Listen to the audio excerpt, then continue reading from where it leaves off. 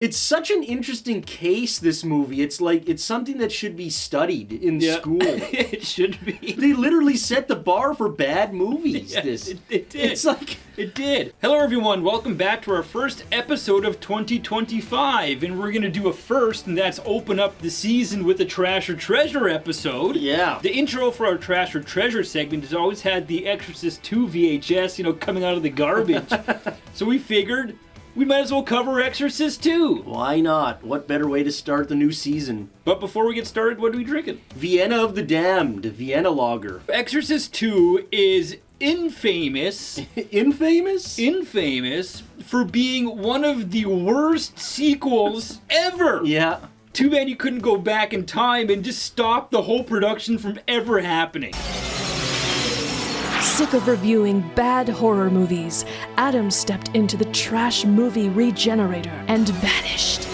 He found himself trapped in horrible movies that should be classics, driven by an unknown force to change these films for the better. His only guide on his journey is Justin, his YouTube co-host, who appears as a hologram only Adam can see. So this YouTuber finds himself leaping from film to film, turning trash into treasure, and hoping his next leap will be into a good movie.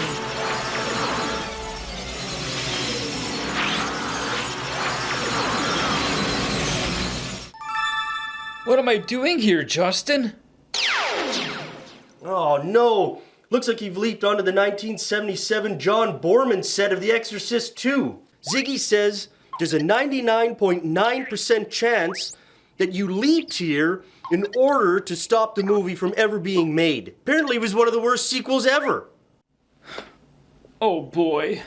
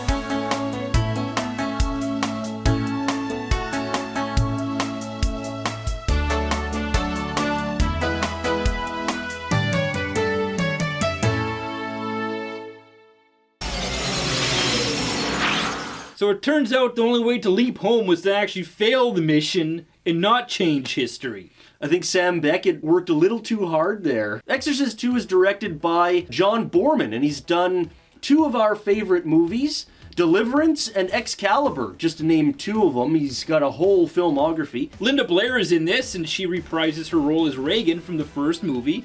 Richard Burton is in this, and he's at the tail end of his life and career with this movie. James Earl Jones is in this. Yeah.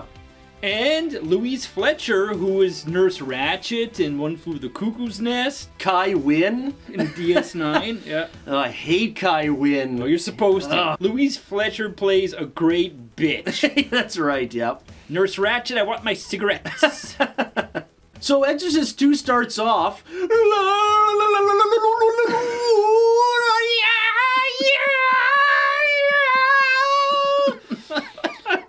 So you get introduced to that shit right away. A priest, Philip Lamont, played by Richard Burton, and he's kind of walking into this hut. He's doing an exorcism on one of the village girls. He kind of fucks things up, you know? Big time. Like, yeah, and like this lamp falls over and the girl starts on fire, and it's a pretty cool effect. Like, you see her sort of behind the flames burning up. The whole, village burns down, practically. This fucking guy, yeah. And he got out alive?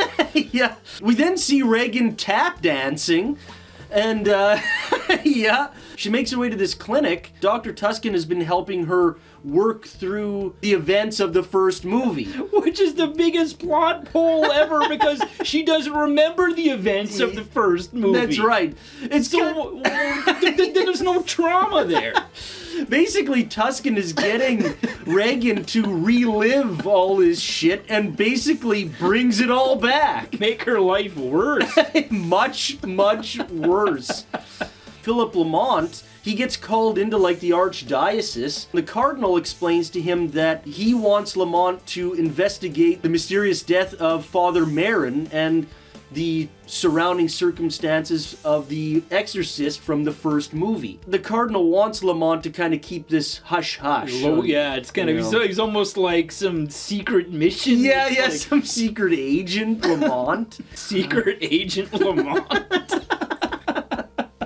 That's all ridiculous. Lamont goes to this clinic. Tusken all brings out some sick mind machine, like with all these lights that are all flashing and they get strapped in. The synchronizer. Yeah, the it's called. synchronizer. It puts Dr. Tusken into like this catatonic state. Lamont takes over. He just like, it's just that easy. He just puts that thing on and goes into this trance. This sick superimposed face over Reagan and like of a different actress playing possessed Reagan. she's mine.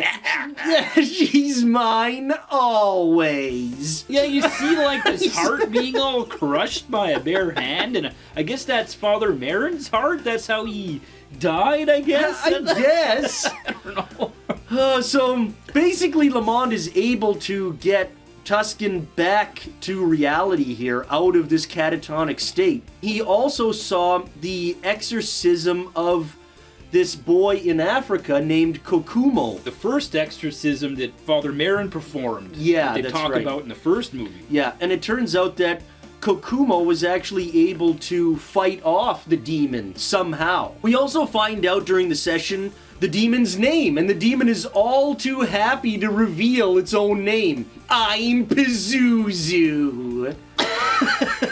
And then from there, we hear the name Pazuzu about 1 million fucking times in the movie. Pazuzu. Pazuzu. Pazuzu. Pazuzu. Pazuzu. Pazuzu. Pazuzu? Pazuzu? I flew with Pazuzu. It loses all fucking meaning. And mystery. Yeah. We then see Reagan, and she, just in this brief amount of time, she was able to draw some nice portrait of Father Lamont with all these flames all around it. Flames. They're getting bigger. Flames. He keeps talking of the flames. So he starts investigating, like, around this clinic, and they get downstairs, and, like, he sees this smoke, and he opens up this thing, and, like, in this box, all these flames shoot up, and he starts beating at it with some crutch. Sharon ends up taking Lamont back to the house in Washington. They go upstairs to the room, and then we see a locust in the corner. This fake locust flying the fluttering. plastic locust. So Lamont goes to Africa to seek out this Kokumo. He's got to get to this temple that's at the top of this giant mountain that's like, you got to scale this like completely vertical fucking mountain with all these ropes Yeah. and chains. It's super dangerous and Pulleys and shit. showing all these people falling to their death trying to get to this temple. That guy gets all wedged in those rocks. Like, what, you couldn't build fucking stairs or something? Would have made it much easier. Or just put the temple on the ground? So this is where the exorcism took place that Marin did for Kokumo way back when, years earlier. They were talking about how this guy fell off the side, you know, and then no one found him. Scaled back down, and he's like, well, here's the body. And they're kind of like taken aback by the fact he knows where the body is. And he's like, well, I saw it in the hypnosis. I'm seeking Pazuzu! People from this temple are all scared of him. They think he's like a Satanist or a demon worshipper because he's talking about Pazuzu and hypnosis, and they start stoning him. He's all trying to get away in that Jeep. And as they're stoning him, Reagan starts having this weird fit while she's tap dancing. Start flying all over the place doing this tap dancing and has some, like, seizure. Lamont meets this salesman who sells religious artifacts. He's carrying this big cross to a church. Ned Beatty. Played by Ned Beatty, and he knows where Kokumo is, and he takes him up in a plane. He's like, I've seen this before. Yeah. Where'd you see this before, Father? On the wings of a demon. That fucking locust thing, like... So he takes him to Kokumo, who's in this hut, and it's James Earl Jones, and he's wearing some pelts and everything, and he's sitting on this throne that's like across from this like pool full of nails. And he tells Lamont he's got to test his faith by walking through this, right? And it shows him step on all those nails and falls and suddenly he's in this like research facility for locusts and shit. Kokumo is there, and he's like a scientist who does research with locusts, and man, we get a crash course in locusts. That's right, yep. The fluttering of the wings. And the good locust and the bad locust. Yeah. Oh my god. So he goes back to America. In the meantime, Reagan is kind of gone rogue, and she's stolen the Synchronizer Machine. And she meets Lamont in this hotel. Some seedy-ass weird seedy hotel, and they put on this synchronizer and gets into this weird trance where he's like no longer himself anymore, and he just kind of gets up and starts walking. And Reagan's like following him, like, oh, Father, please listen to me. On his way back to the house in Washington, Dr. Tuscan and Sharon know that they're going to Washington, so they go to Washington too, and it shows the whole trip. Every piece of transportation that they take, like, the fuck? The cab, and then the plane, and the plane's like... That guy who's for some reason standing up on the plane. Shitty set, too. Like, get all shit. All these stagehands are pushing it from the outside, and the guy on the bus with the sandwich, and like... And they take the bus, and they take the cab again, and it shows him getting in all these traffic jams, and she's helping all these people in need, too, like she's a doctor, like... What the fuck? Then when they're in the cab, the windshield all breaks, and the cab all spins, like, right to the house? Yeah. Like, what the hell? So they're at the house, and Lamont and Reagan are at the house now, and Lamont goes into the bedroom and sees another Reagan there that's possessed. So now there's two Reagans. What? Yeah. What? He's all making out He with starts her? making out with her in the bed, and that's where we're going to end the plot. We're going to talk more about the ending later on in this review. Yep. But is this movie trash or treasure? Is it so bad it's good, or is it just bad? Let's find out. First thing that we got to mention for Treasure is that it's a very good-looking movie. The production value is top-notch. There was a lot of money put into this film. Beautiful-looking movie. A lot of the shots in Africa, the overhead shots, even though there's a stupid locust in the way, it's nice, you know? Yeah. You can tell a lot of it was done on sets, but it looks good. Like it looks expensive, and it looks like a Hollywood fucking movie. Yeah. Know? The music is also really good. It's done by Ennio Morricone. Yeah, so how can you go wrong? Pretty eerie, you know? Yeah. It's very mysterious. And the effects for this movie are pretty damn good, too. You could tell that there was a lot of money and care put into how these effects were going to relate. Yeah, the burning effect when the lady's burning in the beginning of the movie looks great. Like. Yeah. Even when Father Lamont, like when he steps on those nails, looks pretty damn good, you know? Yeah. So, production value top notch for sure. That's really it for the treasure, besides the overall entertainment value with the badness of this movie and the nonsensical aspects of it. Just makes it so goddamn entertaining. Yeah, you can't deny it. It's like a train wreck. When you watch the first movie, you still to this day find little pieces, right? Yeah. That, it's something that gets you thinking. But in this movie, you still find little pieces, but it's garbage. Yeah, it doesn't get you thinking. It's the complete opposite, right? That'll bring us to the trash for Exorcist 2: The Heretic. Well, first off is the story. So the overall story is not bad. Like the idea of the priest being summoned to go and investigate the death of Father Marin. Yeah. That's okay plot. Yeah, it's a good premise. Like, But all the other shit they pile on top of it, like, there's a good movie buried in here, but it's buried on mounds and mounds of shit. yeah. And all those extra plot devices they put in here are just, it bogs everything down so much. The Synchronizer Machine. All this shitty junk science, that shit does not exist. That takes you out of the movie right away. Right away.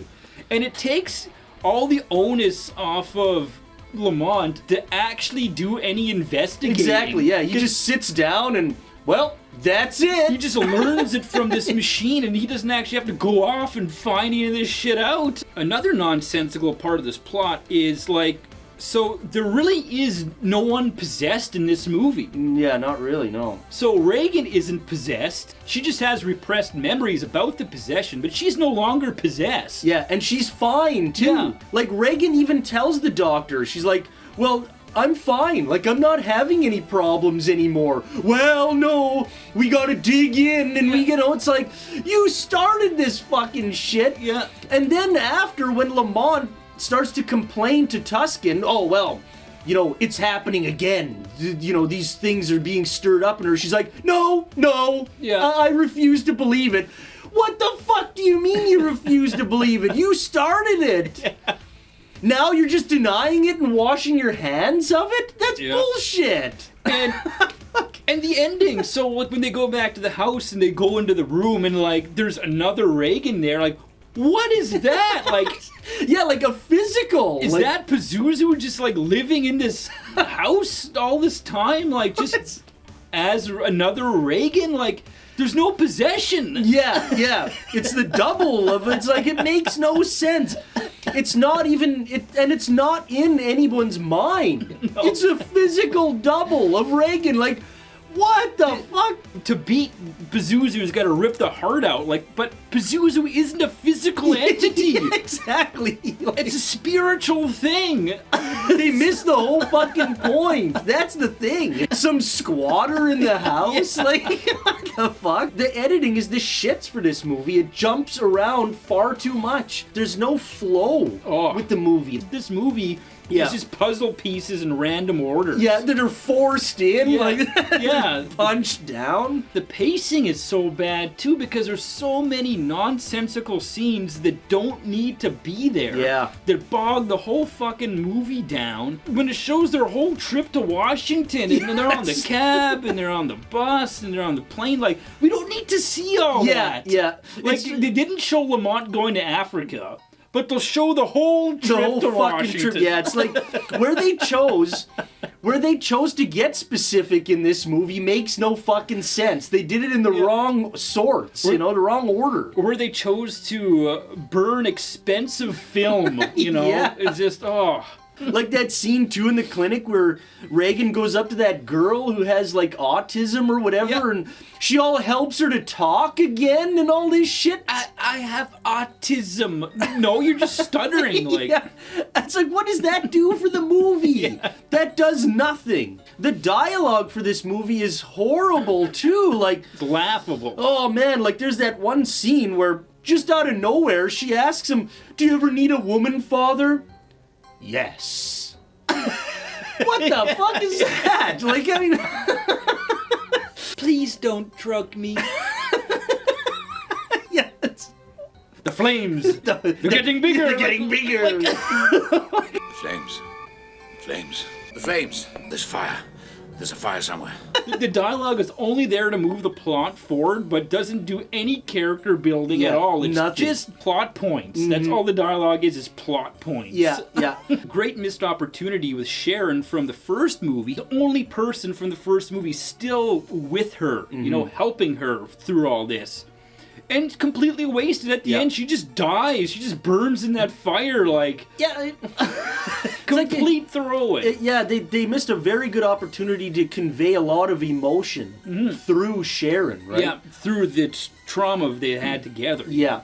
But they pissed that away. This movie is so unlike the first one, too, in terms of There's absolutely nothing thought-provoking about this movie. It's the opposite. It's mind-numbing. Yeah, exactly, yeah. Mumbo-jumbo bullshit. It's just mumbo-jumbo bullshit. Exactly, yeah. And it's just a bunch of shit that they piece together just to have a sequel. And there's good ideas in there, like the investigation of Marin's death and showing Marin's first exorcism and how that went that we only heard about in the first movie. Like, there's bits and pieces of good stuff in here, but it's the delivery that's so fucking horrible. Yeah. And all the other shit that they shove into this movie that doesn't need to be there at all. And the finale for this movie is just so fucking ridiculous. Where he's battling the other Reagan and tears out her heart, but like the house is crumbling at the same time. The bed all falls, like the whole floor. And then that other Reagan's all rolling down the stairs past real Reagan, and like, what's going on? And then Tuscan and Sharon are outside, and Sharon's all burning alive, and Tuscan's just doing nothing. Yeah. Totally useless. Totally useless. Well, and then the house all crumbles. Like, implodes on itself. Lamont and Reagan are just standing there, and then they walk off into, like, nothing. Yeah. They're like, well, Tuscan, you can take care of the rest. And leave her there to explain all this shit to... like the cops and everything, like all these authority figures, like there's all these dead people in a fucking house that just crumbled out of nowhere, and like, okay, yeah, thanks, Father Lamont. Yeah, you son of a bitch. It's so stupid and nonsensical, but it is crazy. Like, it's a crazy, entertaining ending to the movie. It's like, holy... wow! The second last time we watched this, before we watched it for the review, we watched it with some friends, right? And our buddy Mark had never seen it before. And he said, I always heard it was bad. I had no clue it was that bad. Like next level bad, yeah. So, is it trash or treasure? For me, this movie is treasure. Yeah, I'll have to agree. I was gonna say trash until I watched it the last time, and just... the amount of times I was howling laughing through this movie, it's so fucking entertaining where it's treasure. Yeah, it's so fun. You can have a drinking game about how, like, every time they say Pazuzu, yeah, take a shot. Oh, fuck, you'd be taking 30 shots in the span of 20 seconds if that was the case. Yeah. It's such an interesting case, this movie. It's like, it's something that should be studied in school. It should be. And because it's like, it's so crazy how you had, like, the first one was an exercise in brilliance. Yeah. And it's like, it's one of the greatest films ever made. Not just horror films. Yeah. Films. Yeah. And then to go from that high to come out with this where it's so low. It's like the bar. Yeah. Unbelievable. They came nowhere near the bar. No, it's like they literally set the bar for bad movies. Yeah, this it did. It's like it did. And on paper, it looks like it should be brilliant, you know? Directed by John Boorman, got this brilliant cast. Music by Morricone, like, come on. Yeah. But they shit the bed, man, and like rolled in it. I love William Friedkin talking about Exorcist too. I walked into the theater and saw some fucking guy riding a goddamn bee or some shit. Oh. Yeah, it's great, man. Yeah. So, if you haven't seen Exorcist 2 because you've always put it aside hearing that it's one of the worst sequels ever, we still encourage you to go watch it because you're going to have a hell of a good time. Yeah. Watch it with some friends and just enjoy it. It's a perfect friends and beer movie. Yeah. And until next time, keep drinking. And quantum leaping.